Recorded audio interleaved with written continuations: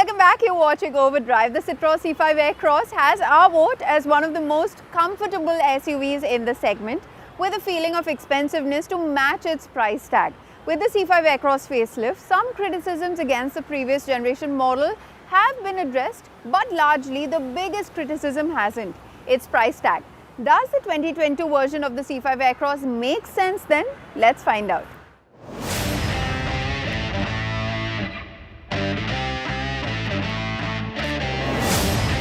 This is the facelifted Citroen C5 Aircross, and for just under rupees 3 lakh more for the top of the line Shine variant, which is the only variant it's now available in, Citroen's throwing in fresh new headlights, a new grille design, a new bumper, new alloy wheels and new taillights and some other bits inside.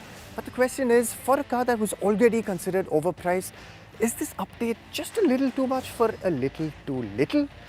That's what we're going to find out. The exterior changes we spoke about herald Citroen's new design language, and while parts of it like the new bumpers, functional air curtains and those smashing 18-inch wheels are very nicely executed, we can't help but feel the pre-facelift model had more of a unique presence both up front and at the rear.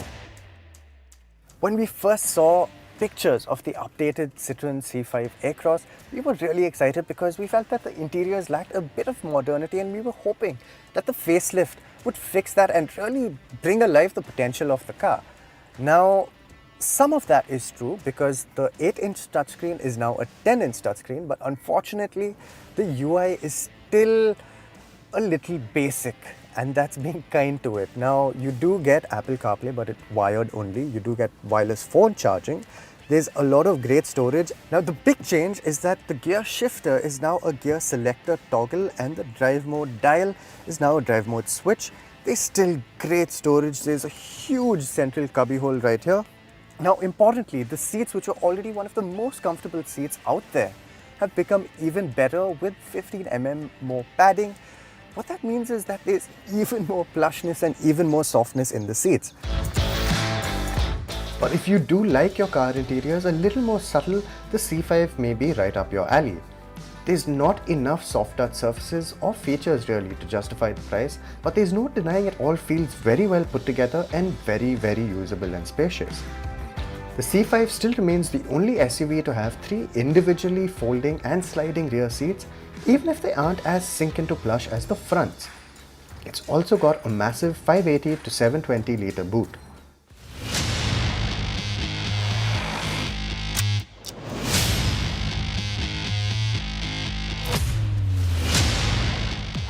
While there haven't been any mechanical changes to the C5, which means it's still powered by that 2-litre diesel engine with 177 PS and 400 Nm of torque, going to the front wheels via an 8-speed automatic.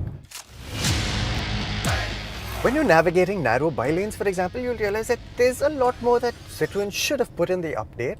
The first of which should have been 360-degree cameras, because most of the segment offers it. And for a car this large, you do require a little help now and then. Even if this does have front and rear proximity sensors, the cameras just help. Now, when you do put your foot down, you'll realize that there is quite a bit of poke to get this SUV moving. Now, while you don't have those 360-degree cameras to help you out, what does help the Citroen C5's case in the city is the fact that the steering is very light. Now, it does weigh up as speeds rise, which is a good thing, and it remains pretty natural feeling. This is actually a very nice steering for this kind of car.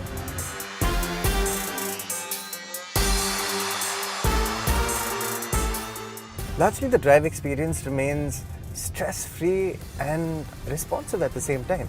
What you will notice is that in the lower gears, there is a tendency for the engine to be a little loud. You can hear it revving out to about 2,000–2,500 RPM when you want to get away from the traffic lights a little quickly. But once you're in those higher gears, the engine does settle down quite a bit. Now, the ride quality is another aspect of the C5 Aircross that we absolutely love. This has to be one of the most comfortable riding SUVs in this price range, if not the price range above, if not the most comfortable SUV. And the extra comfort that you can find in these seats now just seems like it's adding to that. Ride comfort is definitely the C5's strong point, and it only gets better. Okay, so does the C5 make sense? It's the most expensive SUV in its class.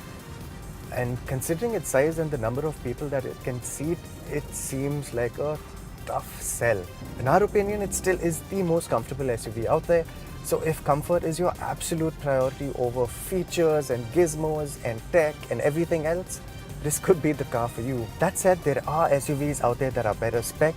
Now, if we put the updated C5 up against the brand new Hyundai Tucson, the VW Tiguan, the Skoda Kodiaq, and even the Jeep Compass, which the C5 won against last time, I don't think we're going to be getting a winner from France. And that's just because other SUVs in the segment have moved on quite a bit. And even if they seem expensive, I think the C5 makes them seem like their value for money. And that's just an unfortunate truth. Well, Citroen happens to be following a minimalist approach in terms of creature comfort and features while offering customers driver's cars. And this minimalist approach will be largely applied to the EVs of the future, as well as we've seen earlier this week at the global premiere, the Ollie concept. The concept showcases the brand's intent to shed additional weight and cost by offering straightforward electric mobility. Do head to our YouTube channel for more details. On that note, it's time for us to wrap up this week's edition of Overdrive, but we'll be back next week with more high-octane stories. Until next time then, ride and drive safe.